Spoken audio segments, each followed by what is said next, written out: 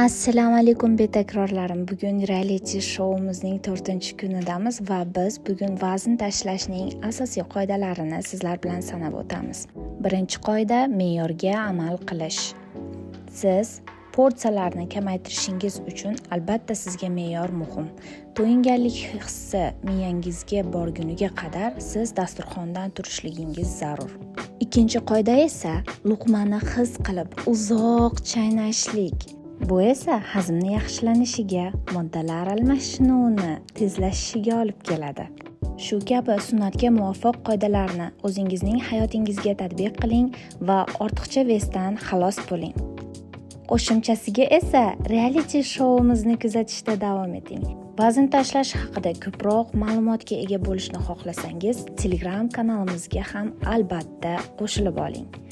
Demak, Arif Hajayevga qaytamiz.